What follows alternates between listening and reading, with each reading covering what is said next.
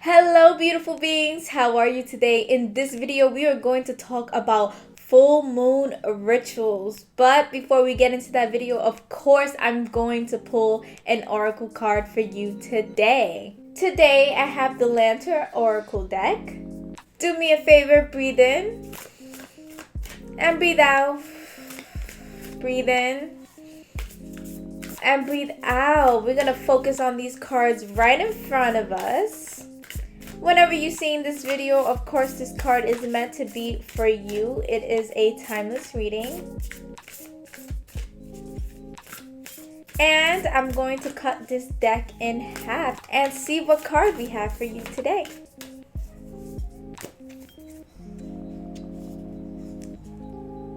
Confusion. Growth hurts, heals, and harnesses a way through the uncertainty.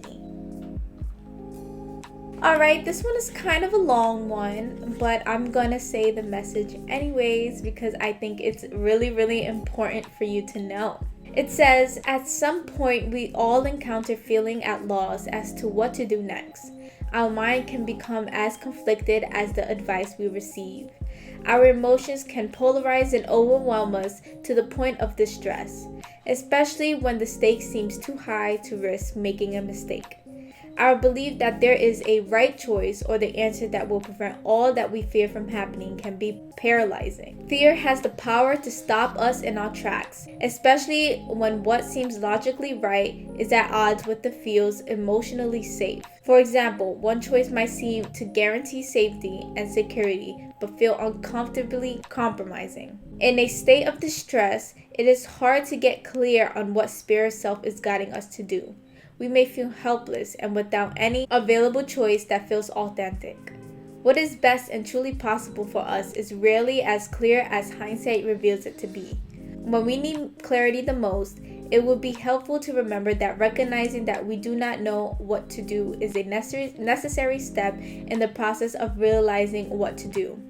Acknowledge that not knowing is the way to figuring out our next authentic move in navigating a way through any bewildering predicament. A solution is not found in making one right decision, but rather in the result of making small, consistent choices, actions, thoughts, and behavior changes. This is because significant problems are born of a web of threads that are not quite right for us. It requires us to dismantle, clear, and replace each thread one by one with a new and right one for us. This process of dismantling, clearing, and replacing is what significant and sustainable change and clarity are. We create our solutions by simplifying the complexity, removing it, and deliberately choosing something else. Clarity often comes at the cost of making at least one mistake, wrong turn, or failure along the way.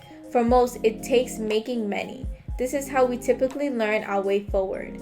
Mistakes are preferable to remain on the ground defeated. Failures are gifts, lanterns if you will, illuminating our true direction. We need to know better to see and do better. That is why every perceived error is actually part of what is correct step forward in your direction. It shows you your true way. Trust yourself.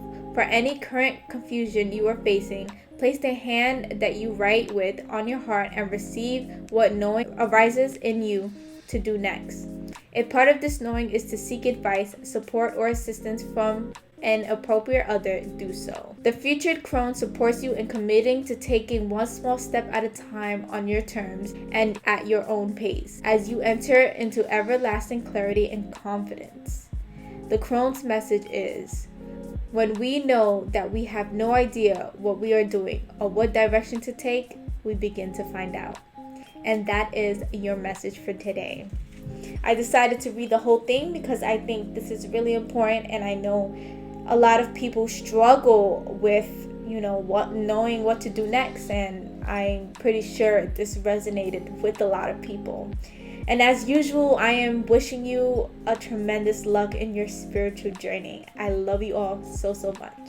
So like I said, today we are going to talk about full moon rituals. I've been wanting to do this video for such a long time.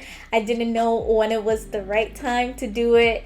and I kept on missing. I've been wanting to upload right before a full moon ritual, so I'm hoping this video is coming out right before a full moon, so you could be ready and equipped for the full moon night and ritual. So today we are going to talk about what these rituals are, what they contain, why you should do it, and why you should start implementing it in every full moon or new moon. Today we're specifically talking about full moons, so I will have another separate video that will talk about new moons later on in the future for you, because they are two separate energies. Anyways, let's get started talking about the full moon. So, full moon rituals are little acts of self-care and self-love during the full moon. Again, the same thing can be said for new moon rituals, but like I said, there are different energies. So the full moon kind of represents a release of energy. It's time for relaxation. It's time to let things go. It's time for recharging and preparing you and setting your energy up for the new moon, where you set your intentions and you start on your goals. So in this particular energy, you don't want to really start anything new. You want to let go of things that you have held on to that are no longer fitting for you and vibing at your right energy. And you want to now let those things go and start new and fresh and cleanse your home space. So what's important about these full moon rituals, it's helping you vibrate at a higher frequency. And it aids you to help you understand your emotions a little bit better. Why? Because you are spending this time during this energy to reflect on whether what you have done, on how you feel, all of that stuff and combine. And this in return can help you kind of clear your mind and really increase your intuition, which is really, really important for you to do. So another reason why you want to do this is that if you're on your spiritual journey, you really want to implement this in your everyday life. And that's because it helps you disconnect from this busy mindset of you having to, cooperate in society, whether it's working, whether it's overworking, you have to pay bills. It really allows you to disconnect and really connect with nature, and, eases your mind and relaxes you, and again clears your energy and your mind. And that's why it's just really important to do it just in general. It really doesn't have, in my opinion, have to do with anything witchy. It's just a time of relaxation and following the energy of the moon, because this moon phase really represents that letting go energy, relaxation, all of that stuff combined. So now that we understand what full moons are, what they do, and what it symbolizes, we can now delve into the certain stuff that you can do during your full moon rituals. I would like to put out there that you do not have to do every one of these things. You can do at least one or two things during this full moon ritual, whatever is comfortable for you. So I'm going to list off a lot of things. They're just options to choose from. One thing is not better than the other. Maybe, this full moon you want to do a few things here, and then the next full moon you want to do something differently. So I'm just going to give a whole bunch of different new options. I want you to intuitively pick what to do. And I am one to really train you and have you intuitively follow whatever instinct that you have. I'm not here to give you a step by step. There is no process. It is going to be customized to how you like things. The whole goal is just to relax, release, and let go. So we're going to talk about some things you can do during this full moon and every full moon in your life. So the first thing that I think is really important for you to do as a full moon ritual is, if you have crystals, put them out on your windowsill, okay? Because it's really important to charge your crystals every full moon. I personally think it's the most effective way, and you don't really have to do much. The moon is doing it for you. So if you use crystals every day, you would want to charge them, because if they aren't charged, they're not going to work properly or have a better effect on you, if you understand what I mean. So to make things easier, I'm definitely going to put that as like the first thing that you should do during a full moon. When you wake up, just take your crystals, whatever crystals that you feel like you need to charge, put them out on the windowsill, and that's all you need to do. That's all you need to do. Even if the moon is not facing your crystals, that's totally fine too, because it's the energy of the sky and everything combined. It will charge your crystals. So definitely do that on a full moon. That is like the number one thing. If you're not going to do anything else, that's the number one thing. Another thing I recommend is I want you to sit down and reflect on this past cycle. What are the things that you've been through? What are the emotions you feel? What are the things that you want to let go of, right? Take a piece of paper. Write all of that down. Really think about it and sit down and reflect back. Write all of that down in a list, whether you want to write it in a journal. It doesn't matter how you write it all down. This can contain either a situation, people you want to let go of, emotions that you no longer want to feel, a job, anything that you want to let go of, you write it down on that paper. And the point is that these are things that you want to let go of to have a better mindset, to have a clear mind, to no longer have that in your space. And so you can move on to whatever next step that you are preparing for or your soul has prepared for you. So once you're writing all of that down, I want you to get either a candle, a lighter, a cup with water and tweezers, or anything to hold the piece of paper that once it gets on fire, it won't burn your fingers. So I say tweezer. Once you have written everything that you want to let go of, I want you to read back all of the things you have written down. And I want you to ask Spirit to help you let go and release these things so they will no longer be in your space, right?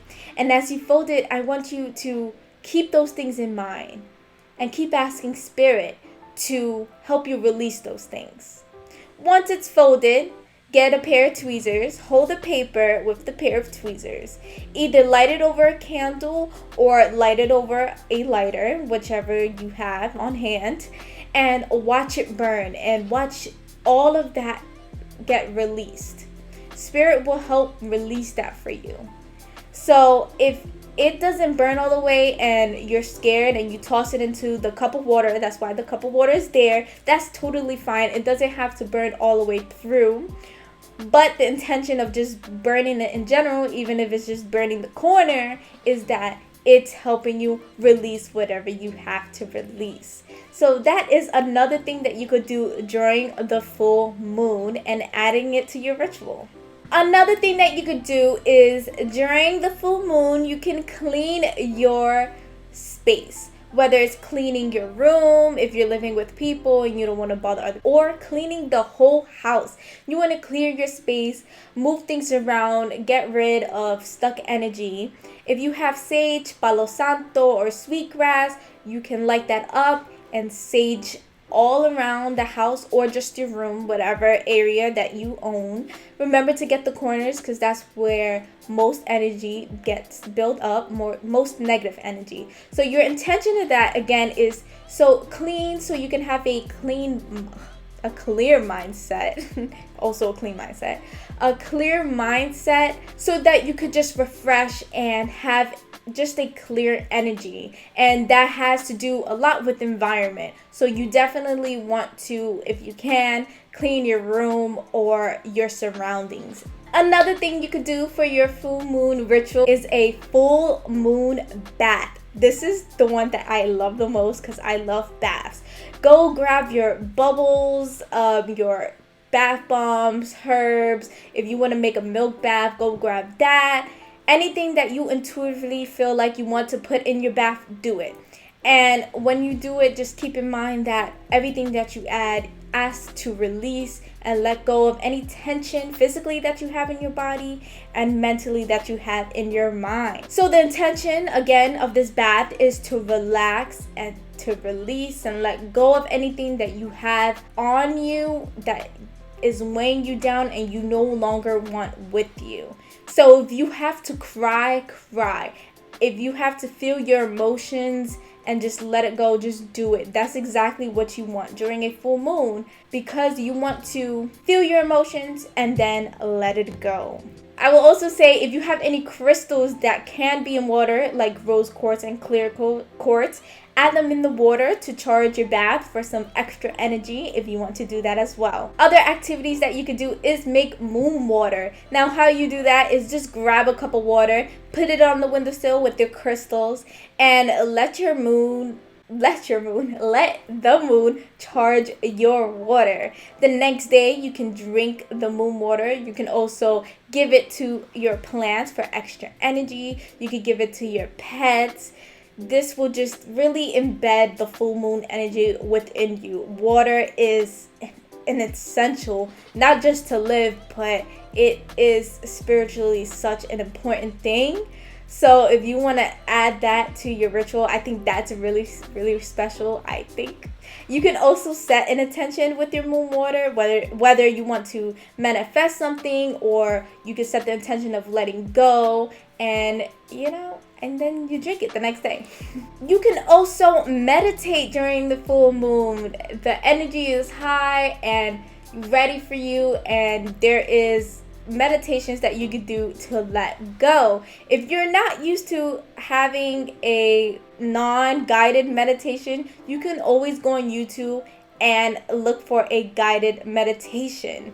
Now, if you're specifically looking to let go of things, I have a wonderful soul sister who has made a letting go meditation that you can watch that is about 15-20 minutes, and it's a perfect way to end your full moon night. I'm going to link her video down in the description below, and I might put it in one of the title cards.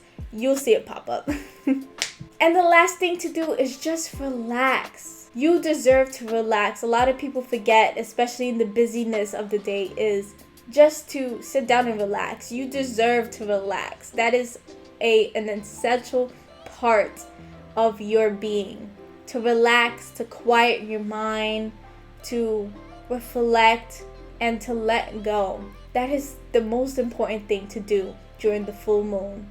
And that's about it. As a reminder, you do not have to do every one of those things that I've mentioned, but you could do at least one or two to start off your ritual. Alright, and those are all the suggestions that I have that you can do during your full moon ritual. Like I said, you don't have to do all of those things that I've mentioned. You could do one or two, and it will be beneficial to implement it into your daily life, your daily routine. If you have a full moon ritual that I did not mention, put it down in the comments below, share it with our family, and suggest some things that we can do during the full moon ritual. If you haven't done so already, please like, comment, and subscribe. I love you guys so much.